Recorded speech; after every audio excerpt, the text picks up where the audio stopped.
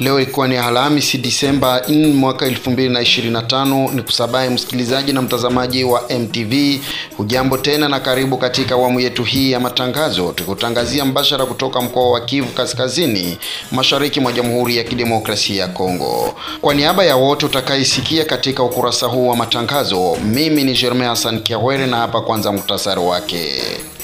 Harakati za kuweka sahihi kwa mkataba wa makubaliano ya kusitisha vita kati ya serikali ya Jamhuri ya Kidemokrasia ya Kongo na Rwanda zikiwa zinaendelea huko Marekani, Washington DC, vijana wa Kivu Kaskazini waomba serikali kuwashughulikia. Tutamaliza hivi vita moja, lakini na sisi vijana ambao hatuna kazi wametuibia mali zetu Bukavu na Goma, hatujue tutaenda wapi na tutaishi namna gani. Wasikuje maliza vita moja na vita nyingine kesho ilamuke. Na huko Burundi, rais wa Burundi Evariste Ndayishimiye ametolea ufafanuzi kutoka na kuendelea kufunga mpaka yake na Jamhuri ya Rwanda.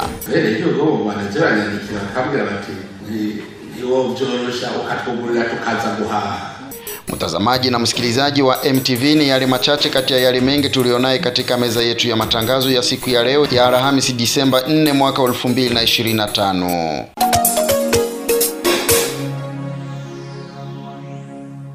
Na sasa tuanze moja kwa moja kuyadusuru yale yaliyogonga vichwa vya habari katika meza yetu ya matangazo ya MTV. Tukielekea huko Washington, wakati harakati za kuweka sahihi kwa mkataba wa makubaliano ya kusitisha vita kati ya Jamhuri ya Kidemokrasia ya Kongo na Rwanda zikiwa zinaendelea huko Marekani, Washington DC, vijana Kivu Kaskazini waomba kushughulikiwa kwa haraka. Jacques Sinzaera ni mmoja wao. Tunadhani hiyo makubaliano haitakuwa suluhu kwa vita na kwa kurejesha amani Kongo. Kwani tunasema kila siku amani sio kunyamazisha silaha. Amani ni vitu vingi ambaye serikali ya Kongo yenyewe kwanza haipatii raia wake. Ndio maana tunadhani kama viongozi wakitoka Washington wajue kama na sisi raia tutaomba ile amani ya kweli nyingine tunataka. Yaani uongozi bora, mali ya nchi isikuwe kati ya mikono ya watu fulani ambao wanaongoza bila uzalendo. Tunadhani wakitoka Washington wajue kama amani pia ni kurekebisha bei ya mai, kurekebisha bei ya umeme, kutia barabara na kumaliza hiyo mataksi za bwizi kama vile magopas na vinginevyo. Leo tunaona wanaenda zungumzia Doha. Tunadhani kama tunatoa mwito kwa wale wote mapresident wote wa Afrika, kwa East African Community, kwa SADC ya kusema waongea, lakini wajue ya kwamba Goma wametuacha sisi vijana wa maskini. Wamevunja stoa zetu na wametuibia mali zetu. Wakizungumza kule Washington wajue ya kwamba sisi vijana tunaomba reparation, yaani mali ambayo wametuiba, wametufaa wa maskini. Kesho watamaliza hivi vita moja, lakini na sisi vijana ambao hatuna kazi wametuibia mali zetu Bukavu na Goma, hatujue tutaenda wapi na tutaishi namna gani. Wasikuje maliza vita moja na vita nyingine kesho ilamuke, ya kuona wale vijana ambao wameachiliwa, wamenyang'anywa mali yao. Mtu alikuwa anajitafuta kwa business kidogo, lakini juu ya vita sio kwa na hatia, hatujue imetokea wapi, wametufanya umaskini. Vyama tawala vikisindikiza juhudi za marais hao wawili ikiwa zitafikia ukomo wa amani. Bernard Kapitula ni wa chama cha UDPS cha Felix Tshisekedi wa Jamhuri ya Kidemokrasia ya Kongo.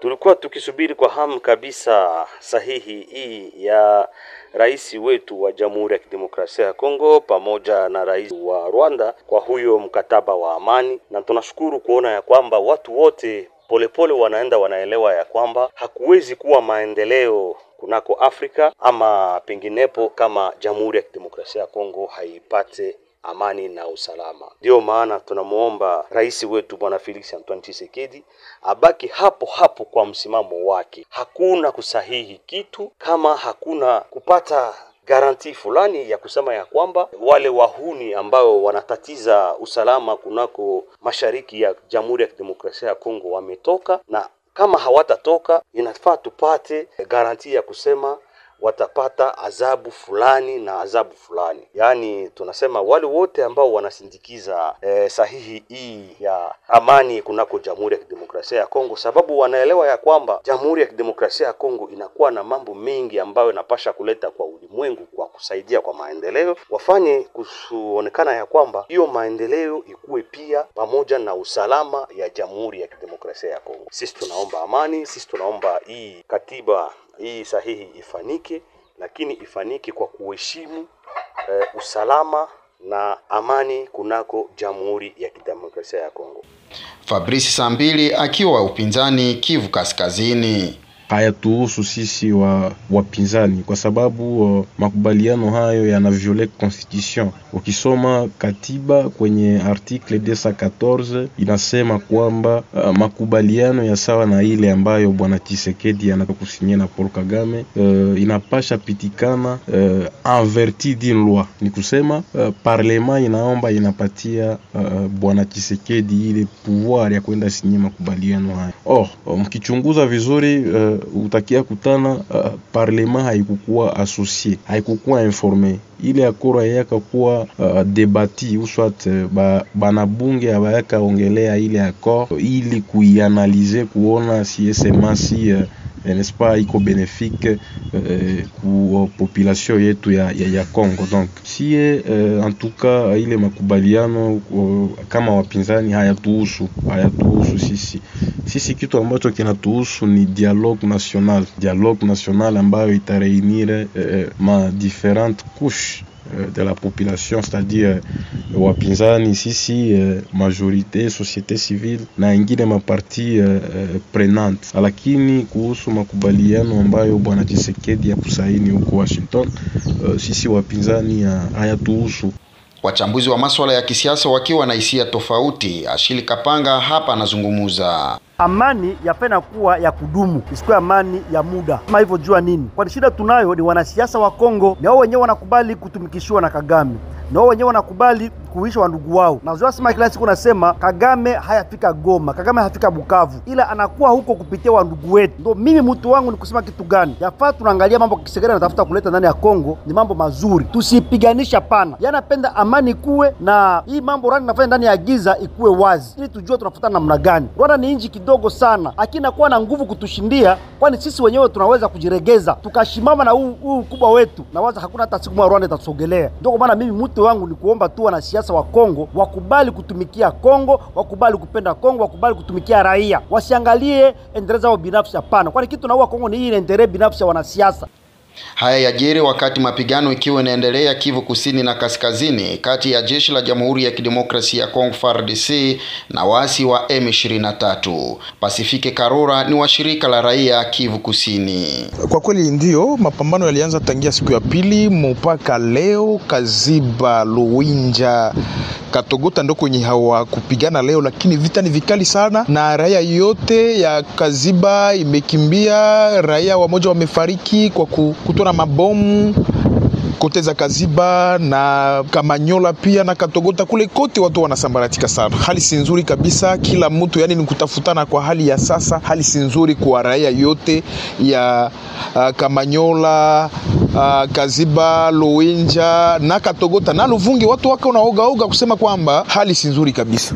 Sinzaera akitaka swala la vita kufanyiwa kazi kwa haraka na kupokonya M23 silaha ili amani irejee kote mashariki mwa Kongo. Wale wa general ambao wanazunguka Tshisekedi leo Kongo ina zaidi ya majenero ya dunia nzima. Hiyo 3 kama 450 general wanafanya kazi gani? Kwa kichwa yao hawajui gisi ya kufanya plan militaire ili vita iishe ndani ya Kongo. Kwa sababu sisi tunakubali ya kuona ya kwamba wale ambao wanachochea hii vita wanapatikana Kinshasa. Sababu hatujue namna gani jeshi nzima toka Bunagana walikuwa kamata Chengerero, jeshi inasimama inaikala inasubiri mpaka siku warebele wenye aiongozewa na wale wa mwizi ambao wamepora mali ya raia na wanapenda kukinga mali yao hawakamate mameziri na wadesizio za kusaidia hii. Namna gani leo vita ilianza Katogota Walungu kuo kimya, Kale kuo kimya. Wale wa general ambayo wanaijua kwa biashara na kutafuta mali kwa damu ya Kongomani wamwambie Tshisekedi namna gani wamevala hiyo pete nyekundu na wajue kufanya plan ya vita.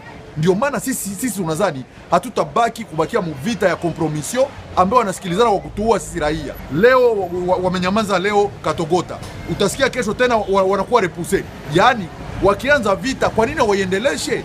Inaonekana ni wale wa general ndio wanadanganya rais kwa kutuusha si raia. Leo wameanza vita Katogota. Na ukaangalia mzuri leo nguvu yote ya M23 imeenda yote Uvira. Kwa nini Lubero habanze vita? Kwa nini walikala waanze vita? Na vita kwa nini inasimama kila siku? Hakuna siku vita imeanza dunia nzima. Yaani vita ya Kongo tumezani kama ni ya masikilizano, ama viongozi wa jeshi ya Kongo hawana plan de guerre wenye wanaweza fanya kwa kusaidia nchi yao. Ni kila siku tu repli strategique. Lubero. Kambi la wapiganaji kutoka kundi la IPLC la Liboyo katika sekta ya Bapere wilayani Lubero la shambuliwa na watu wenye silaha Alhamisi Disemba 4 mwaka 2025. Taarifa zasema kwamba milio ya silaha nzito ilisikika tangu saa 8:30 za usiku hadi saa 12 za asubuhi. Asubuhi wakaaji wakishuhudia moshi baada ya kambi hiyo ya wapiganaji wa kundi la IPLC kuchomwa moto wakati wa mapigano hayo. Shirika la raia la maeneo latoa matokeo ya muda ya mtu mmoja anayedaiwa kuwa mpiganaji wa IPLC kuuawa na kambi yao kushambuliwa vikali. Hali hiyo imepelekea wakaaji wa kijiji hicho kuwa katika wasiwasi kubwa, wengi wakikimbilia vijiji jirani kwa kuhofia maisha.